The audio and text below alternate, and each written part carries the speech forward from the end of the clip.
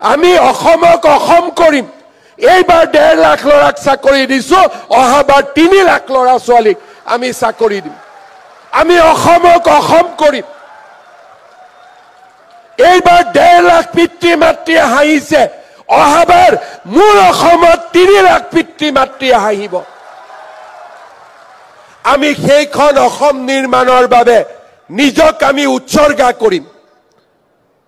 যিসকলে অসমক নেপালৰ ফালে চাব যায়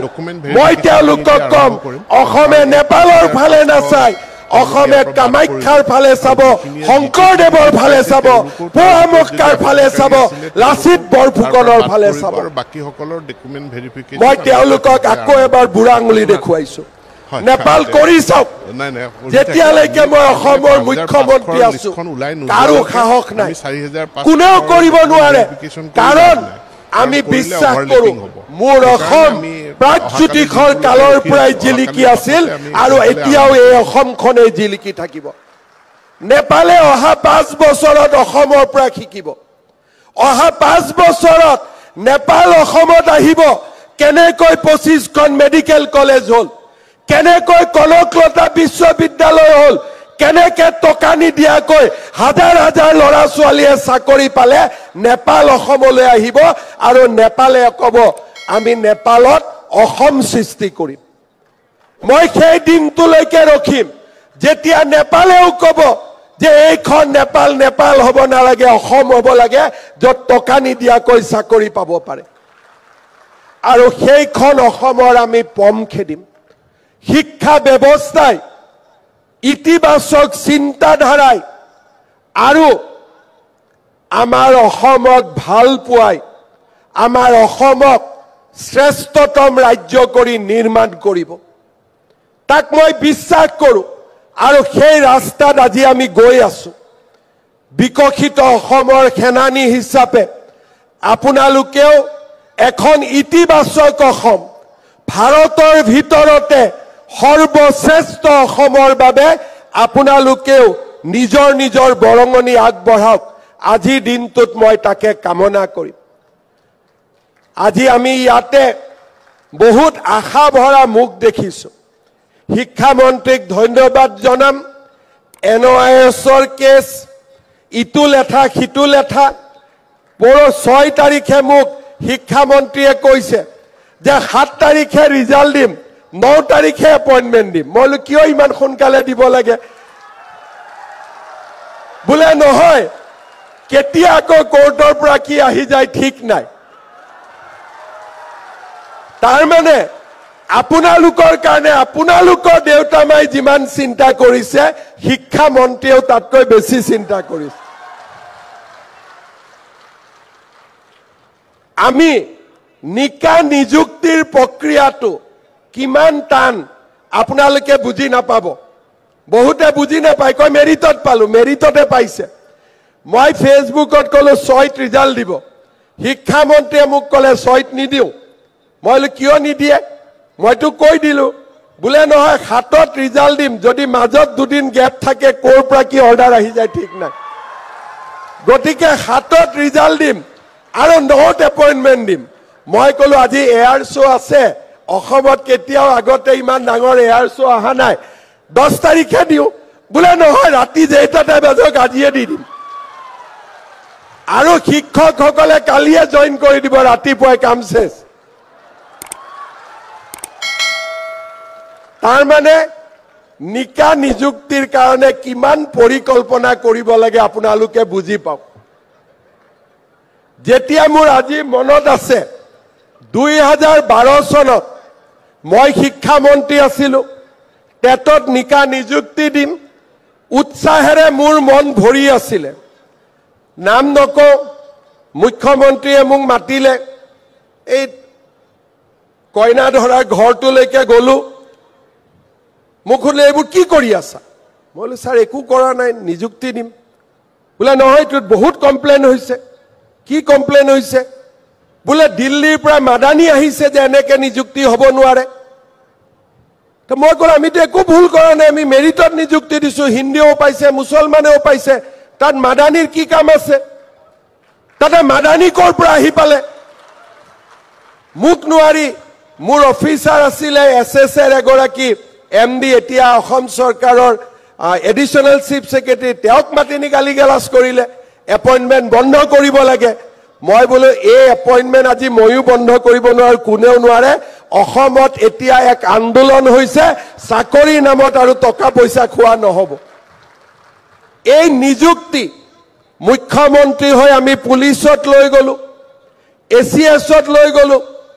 এতিয়া আৰু অসমত দ্বিতীয়বাৰ ৰাকেশ পাল জন্ম হ'ব নোৱাৰে কবৰ আৰু স্মশান দুইটাই দি দিলো আৰু উঠিব নোৱাৰে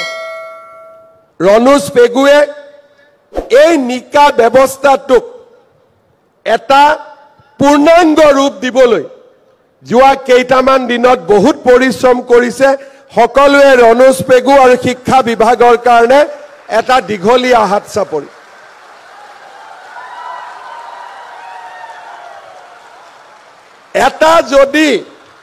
এটা যদি সৰুকৈ ষ্টে অৰ্ডাৰ হলহেতেন অহা 3 বছৰ আৰু চাকৰি নহলহেতেন 3 বছৰ এনেকে ফেসবুক হৈ থাকিলেহেতেন মোৰ মোবাইলৰ হোৱাটছআপ নম্বৰটো যোগাৰ কৰি তাতে মেছেজ তাৰ মেছেজ এইটোৱে চলি থাকিলেহেতেন নিযুক্তি নহলহেতেন এই নিযুক্তিৰ পিছত বহু পৰিশ্ৰম আৰু বহুত হেঁচা থাকে আজি আমি এটা ফল পালো মই শিক্ষামন্ত্ৰী ডাঙৰীয়াক অনুৰোধ কৰিম 5500 নিযুক্তি হ'ব 4000ও হ'ব আৰু এনআইএছৰ ভিতৰতো যদি কোনবা পাবলগীয়া আছে তেওঁলোককো দিয়ক আমি কাৰো বেয়া চিন্তা নকৰো সকলোৱে চাকৰি পাওক কিন্তু কোনো অসমীয়াৰ চাকৰি ৰখাব নালাগে মই হেতু বুজি পাওঁ কোৰ্ট কাছাৰী যোৱা মানে এজন অসমীয়াই আনজনৰ চাকৰি ৰখাই দিয়ে বঙহৰ মাংস খোৱা ধৰণে হয় সেইকাৰণে মই কওঁ যে কোৰ্টত যাব নালাগে কিবা আছে মোৰ ওচৰত ৰাস্তা একেলগে বহি উলিয়াম কিন্তু কোৰ্ট কাছাৰী কৰি ইজনে সিজনৰ ৰাস্তা বন্ধ কৰি লাভ নাই আৰু তেনেকে আজি আমি আগবাঢ়ি গলো এটাই অনুৰোধ কৰিম শিক্ষামন্ত্ৰী এতিয়া ইলেকশ্যনত যাব ইলেকশ্যন উঠিব লাগিব এইকেইটা দিন আৰু ট্ৰেন্সফাৰ বিচাৰি হোৱাটছআপ কৰিব নালাগে হা এইকেইটা দিন ইলেকশ্যন জিকি আহক তাৰ পিছত আকৌ ট্ৰেন্সফাৰ বিচাৰি থাকিম এই 4 মাহ আমি পাৰ কৰো যত যেনেকে পাইছো হবনে নহব হবতো ঠিক আছে এইখিনিকে অনুৰোধ কৰিলো দুটা ৰিকুৱেষ্ট কৰিম আজিৰ পৰা আমি সমাজৰ চকুত এজন সফল মানুহ হলো আমাৰ অসমীয়া সমাজত চাকৰি এটা পোৱাৰ দিনাখনে দেউতাক মাকে ভাবে যে এটা তপস্যাৰ শেষ হল লৰাজনে চাকৰি পালে ৰাস্তা এটা পালে এই দীঘলীয়া সময়ছোৱাত দেউতা মাই আমাৰ কাৰণে বহুত পৰিশ্ৰম কৰিলে দেউতা মাৰ পৰিশ্ৰম নহলে আজি আমি এই অৱস্থাত থিয় নহওঁ মই সকলোকে অনুৰোধ কৰিম দেউতা মাক আমি যাতে ভাল কৰি চাওঁ গাঁৱত যাৰ ঘৰ গাঁৱত গৈ থাকিম দেউতা মাক সময় দিম আৰু দেউতা মাই যাতে এদিনো মনত ভাবিব নালাগে যে মোৰ লৰা ছোৱালীৰ পৰা মই দুখ পালো এই চিন্তা বিশেষকৈ শিক্ষকসকলে সমাজক ৰাস্তা দেখুৱাই আজিৰ পৰা যেতিয়া মই আপোনালোকক আজিয়ে মই অলপ কৈ লৈছো আজিৰ পৰা যেতিয়া মই আপোনালোকক লগ পাম আপোনালোকৰ এটা পৰিচয় হ'ব শিক্ষক আৰু শিক্ষয়িত্ৰী সমাজে এতিয়াও পংকিলতাৰ মাজতো শিক্ষক শিক্ষয়িত্ৰীৰ মাজত এজন আদৰ্শ ব্যক্তি চাব বিচাৰে মই বহুত শিক্ষক পাইছো বিভিন্ন প্ৰকাৰৰ শিক্ষক মই জীৱনত পাইছো কিন্তু সমাজৰ পৰা মই দেখা পাওঁ শিক্ষক বুলি ক'লে এতিয়াও মানুহে এজন আদৰ্শ ব্যক্তিৰ কল্পনা কৰে যে he is a ideal person for the society আদৰ্শ ব্যক্তি হোৱাৰ প্ৰথম পাঠটোৱে হৈছে নিজৰ পিতৃ মাতৃক মৰম আদৰ সন্মান আৰু তেওঁলোকৰ লগত থিয় হোৱা মই সকলোকে অনুৰোধ কৰিম নিজৰ পিতৃ মাতৃক আমি যাতে কতো অবহেলা নকৰো দ্বিতীয়তে যদি উপদেশ মই নিদিও হযৰত মোহাম্মদে কৈছিলে যে মিঠাই খোৱা বাদ নিদিয়ালৈকে বেলেগক পৰামৰ্শ দিব নাপায় গতিকে মই পৰামৰ্শ দিয়া নাই মোৰ দুইটা ল'ৰা ছোৱালীয়ে প্ৰাইভেট স্কুলত পঢ়ায় কাৰণে মই পৰামৰ্শ নিদিও কিন্তু যোনটো সাহসী আছে যোনে ভাবে যে মোৰ মনত সাহস আছে আপোনালোকে কাম কৰা স্কুলখনত অন্তত নিজৰ ল'ৰা ছোৱালীক পঢ়ুৱাবৰ বাবে চেষ্টা কৰিব কিন্তু এইটো মই পৰামৰ্শ দিয়া নাই দেউতা মা কম বেছি পৰিমাণে মই চাব চেষ্টা কৰো সেইটো পৰামৰ্শ দিছো ইটো মই নিজেও কৰিব পৰা নাই গতিকে মই এইটো আপোনালোকক পৰামৰ্শ নিদিও মই এটা আপোনালোকৰ ভিতৰত যি সকল সাহসী যে মই সাহস আছে মই পাৰিম সাহসী কেইগৰাকীক মই অনুৰোধ কৰিম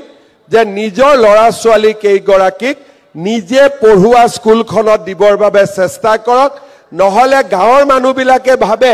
যে মাষ্টৰজনে নিজৰ ল'ৰাটোকে স্কুলত দিয়া নাই মইনো কেনেকৈ মোৰ ল'ৰা ছোৱালীজনক স্কুলত দিও এই পৰিবেশটো আমি লাহে লাহে পৰিৱৰ্তন কৰিব লাগিব আৰু এদিনতে নহয় কৰবাত হয়তো এজনেই শিক্ষক আছে দুজনেই আছে এদিনতে নহয় খালি চিন্তাৰ এটা খোৰাক দিলো সকলো ভালে থাকক হাঁহি ভৰা মুখবোৰ দেখি ভাল লাগিছে মুখ্যমন্ত্ৰী হিচাপে পাবলগীয়া একো নাথাকে যেতিয়া যুৱক যুৱতীসকল হাঁহি থাকে তেতিয়াই অপাৰ আনন্দ পোৱা যায় যে হয় মুখ্যমন্ত্ৰী হিচাপে কিবা এটা কৰিব পাৰিছিলো আপোনালোকৰ মুখবিলাকে সাহস দিয়ে যেন আৰু এনেকুৱা হাঁহি থকা যুৱক যুৱতীৰ সৃষ্টি কৰিব